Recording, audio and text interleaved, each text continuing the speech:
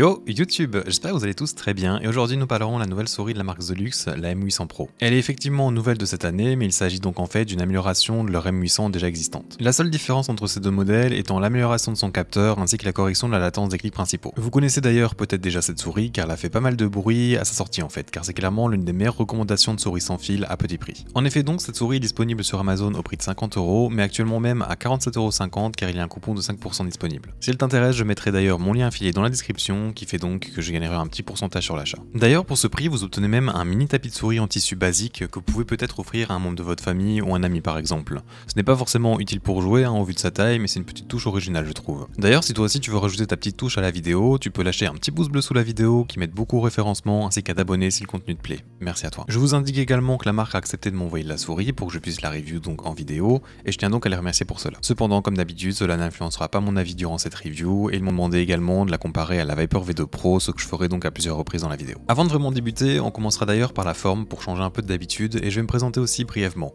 Je suis principalement donc un joueur Apex Legends classé Master à chaque saison et anciennement Predator. Je possède plus de 25 souris et plus de 50 tapis, ce qui fait donc que je peux tester énormément de combos différents lors de mes tests si nécessaire. Ma main fait 18 cm de long sur 10 cm de large et mon style de prise en main est soit un clon en pince ou soit un relax fingertip selon la souris. C'est d'ailleurs sur ce critère que la comparaison avec la Viper V2 Pro est possible, sa forme donc, et c'est aussi pourquoi la souris s'est fait connaître.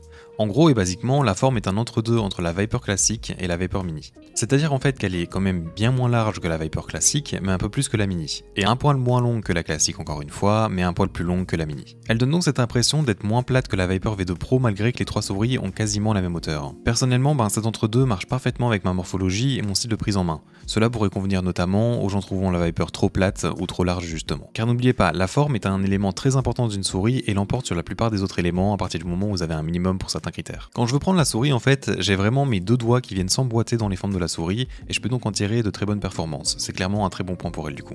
Basiquement dans mes tests, pour ma prise en main, je suis meilleur sur les flicks avec la V2 Pro dû à sa légèreté et sa vitesse de réaction dans les clics. Par contre je me trouve meilleur sur le tracking avec la Deluxe M800 Pro. Et cela basiquement parce que j'ai un meilleur maintien dû à la forme de cette dernière. Est-ce que ce sera le cas pour vous? Je ne crois pas, sauf si vous avez exactement le même style de grip et la même taille de main que moi. Enchaînons maintenant sur le reste. Premièrement, vous n'obtenez pas d'extension USB pour approcher le récepteur de la souris. Ensuite, la qualité de fabrication, alors ici n'oublions pas qu'on va comparer deux souris avec un prix largement différent.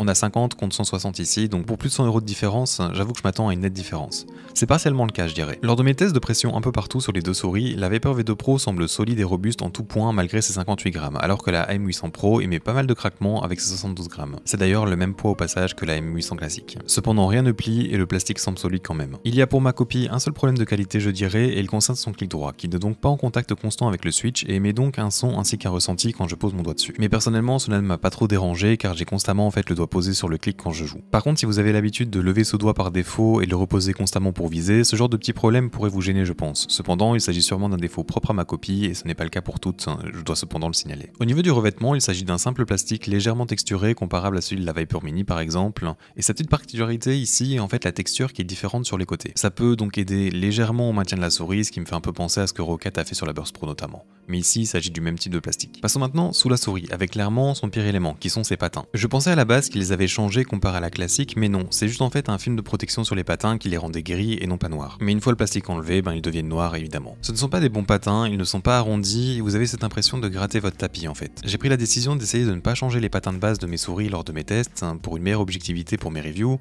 mais je vous avoue que j'avais l'impression de faire du mal à mes tapis et j'ai donc utilisé ma deuxième paire de Corepad Pro que j'avais déjà utilisé pour la première M800 à l'époque. Et d'ailleurs Deluxe fournit une deuxième paire de patins avec la souris, ce qui est normalement un très bon point, mais on va pas se mentir, je ne pense pas qu'il soit utilisé par beaucoup de personnes. Je vous conseille donc fortement de les remplacer par exemple des Corepad Pro qui seront le meilleur choix notamment pour leur prix, et je sais qu'ils sont disponibles facilement sur Amazon, je vous mettrai le lien dans la description également d'ailleurs. Pour moi c'est le point impératif que Deluxe doit changer, car il délivre en fait un produit très accessible à beaucoup de gens avec leur prix, tout en fournissant donc une souris qui répond aux attentes de beaucoup de joueurs, notamment pour les FPS compétitifs. Mais devoir rajouter un coût supplémentaire pour les patins, c'est clairement dommage je trouve. Ensuite une feature que vous n'avez pas sur la Viper V2 Pro, même sur la M800 le classique en fait, il s'agit ici de l'ajout du Bluetooth, qui est donc pratique pour les gens voulant utiliser la souris pour un autre PC de travail ou autre, c'est toujours un plus ici. Vous avez donc ici un petit bouton pour switcher entre les connectivités, avec jusqu'à 2 différents appareils pour le Bluetooth. Nous retrouvons ici également quelque chose qui disparaît de plus en plus chez d'autres souris, c'est le petit espace en fait pour stocker le récepteur USB de la souris. C'est pratique si vous avez besoin par exemple de la transporter, ou juste pour ne pas perdre ce récepteur si vous avez plusieurs souris. C'est un petit plus sympathique encore une fois du coup. Le dernier élément sous cette souris est le capteur, mais on va d'abord parler de sa batterie et de son RGB pour ensuite rejoindre les réglages du capteur dans le logiciel de la souris. La Deluxe M800 Pro dispose donc de 3 éléments RGB, la molette, le logo à l'arrière et un diffuseur juste en dessous pouvant se refléter sur votre tapis. La molette et le logo sont des éléments liés ensemble et sont fixes, ils se rapportent en fait à la couleur de vos DPI et c'est cette couleur là que vous devrez changer. Il n'y a donc pas de réglage de luminosité ni de pattern pour ceci donc. Par contre vous pouvez changer les différents éléments pour l'arc de cercle juste en dessous. J'ai personnellement mis un rouge fixe avec 25% de luminosité et la batterie a tenu un peu moins d'une semaine je dirais, ce qui est acceptable je trouve, surtout donc avec ces 3 éléments RGB fonctionnels. La souris dispose notamment de l'option d'économie d'énergie qui fait que le RGB se coupe lors du tracking du capteur, ce qui est donc une excellente chose encore une fois. Le rechargement se fait par USB-C qui est donc plutôt rapide et le câble fourni avec est plutôt bon je trouve, il est en fait assez fin. Petite remarque ici d'ailleurs, vous ne pouvez pas utiliser la souris juste avec le câble branché, le récepteur doit lui être aussi branché à votre PC pour que vous puissiez l'utiliser. Pour le capteur et les autres paramètres maintenant, il s'agit donc du très bon Pixar 3370 et je n'ai remarqué aucun problème de performance ou de latence avec ce dernier.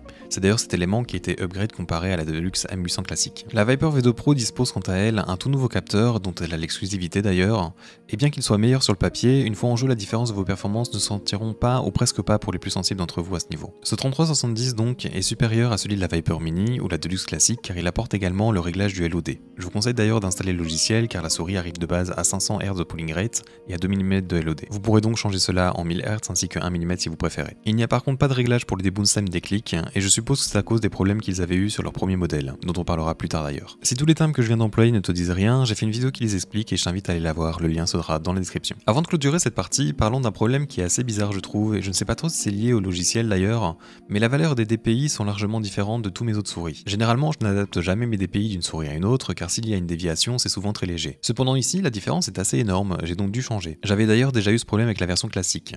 Quand je jouais à 800 DPI, je sais que j'avais réglé mes DPI à 700 dans le logiciel de la souris de la Deluxe car c'est ce qui me semblait en fait être le plus proche. Et pour la Pro, jouant maintenant à 1600 DPI, j'ai mis ici la valeur à 1350 qui est donc la plus proche de ce que j'ai pu trouver. C'est un problème mineur mais il se doit d'être relevé je trouve. Passons maintenant au clic et à la molette qui sont donc les derniers éléments à parcourir sur cette souris. Sur ces éléments, elle est quand même bien inférieure en termes de qualité comparée à la Viper V2 Pro. Il y a tout d'abord un bouton DPI placé assez proche de la molette et vous pouvez bien sûr lui assigner une touche que vous voulez dans le logiciel. Son clic est ok et pas trop dur à déclencher mais pas le meilleur à spam par contre. Pour la molette en soi, il y a peu de ressenti d'écran lors du défilement, et le défilement est plutôt léger d'ailleurs. Par contre, cette molette ne fait pas le même son lors du défilement vers le bas ou vers le haut. Dans Apex, j'utilise beaucoup le scroll vers le haut pour le tap strafe notamment. En soi, ce n'est pas dérangeant si vous jouez avec un casque, mais bon voilà. Pour les clics latéraux, ce sont les mêmes switches que sur la Fnatic Bolt ou la Pulsar X Lite, c'est-à-dire en fait des switches ronds qui donnent cette impression de presser un bouton plutôt qu'un léger micro-switch. En soi, je les utilise assez souvent, mais pas à répétition, donc cela ne m'impacte pas trop. Mais si vous comptez vraiment enchaîner leur utilisation, ce ne sont vraiment pas les meilleurs, je trouve. Ce type de switch est notamment connu pour ne pas avoir beaucoup de trajets avant ou après le déclenchement du clic d'ailleurs, mais ici, je peux quand même remarquer que si vous utilisez beaucoup de force, vous pouvez quand même enfoncer pas mal la touche dans la souris. Personnellement, je ne l'avais pas remarqué lors de mes tests en jeu, mais je préfère l'indiquer pour les personnes exerçant beaucoup de force sur ce dernier. Et finalement, pour le dernier point, nous allons parler des clics principaux. Comme je vous l'ai dit un peu plus tôt, mon clic droit n'est pas complètement en contact avec le switch, donc je peux le ressentir et l'entendre quand je pose mon doigt initialement dessus. Le problème est sûrement propre à ma copie d'ailleurs, et en dehors de cela, les KLGM 8.0 utilisés sont corrects. Je les préfère d'ailleurs largement comparé aux GM 4.0 qu'ils avaient mis sur leur version originale. En fait, je les trouvais un poil trop lourds à utiliser, et d'ailleurs ces 4.0 sont très proches des clics de la Viper V2 Pro, qui sont pour moi un poil trop lourds également, comme je l'avais donc indiqué dans la review de cette dernière. Ces GM 8.0 sont encore du côté lourd comparé à ceux d'autres souris, mais c'est déjà beaucoup mieux je trouve pour mes préférences. Si on exclut le petit défaut du clic droit, je n'ai pas vraiment de trajet avant ou après l'activation des switches, qui donne donc un bon feeling lors de leur utilisation. Le dernier point pour les clics de cette vidéo sera la latence des clics. J'ai eu quelques personnes qui me demandaient pourquoi je n'en parlais jamais alors que c'est un élément très important, mais ma réponse est assez simple en fait. Si c'est juste quelque chose que je ne notifie pas en jeu ou sur Kovac, je ne vais juste pas en parler. Je ne vais pas mesurer à la milliseconde près la vitesse de réaction des clics, car ces chiffres en fait ne feront jamais une différence en jeu, tellement ils sont proches et non perceptibles. Je compte sur vous pour les trouver ailleurs si c'est vraiment quelque chose qui vous intéresse. Et en fait mon moyen de savoir si les clics ont de la latence ou pas, ce sont par exemple les scénarios que je fais sur les clics statiques sur Kovacs. Ce sont des exercices que je fais tous les jours et je teste donc à nombreuses reprises les souris à ce niveau. En fait si je vois que lors de ces exercices mes scores sont vraiment anormalement bas, en fait c'est à dire que les clics ont de la latence tout simplement. C'est une différence que j'avais vue lors de mon utilisation d'ailleurs de la Deluxe classique ainsi que la C-Series Prime Mini par exemple. Si je ne vois pas de grandes variations dans ces scénarios, c'est à dire que la performance ou la latence des clics va de pair avec le reste des autres souris et je n'en parle donc pas. Ici donc Deluxe a rattrapé le tir avec sa version Pro et ce n'est plus un élément qui pourrait empêcher sa recommandation. Je vais vous mettre un rapide sound test maintenant des différents clics et on finira ensuite par une rapide conclusion.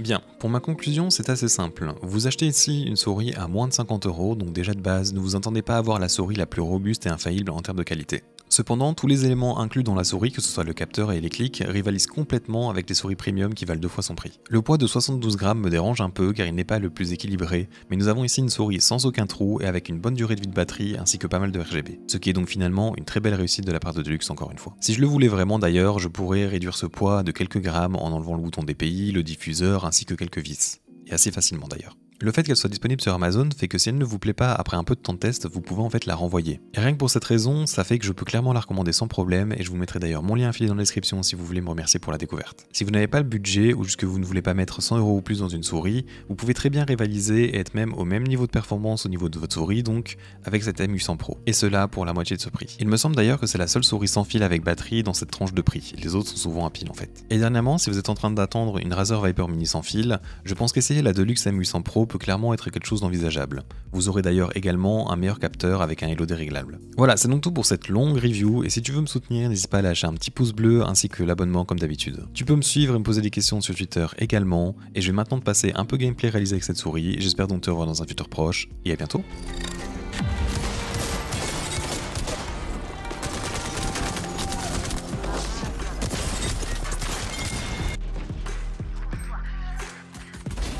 Supprimé.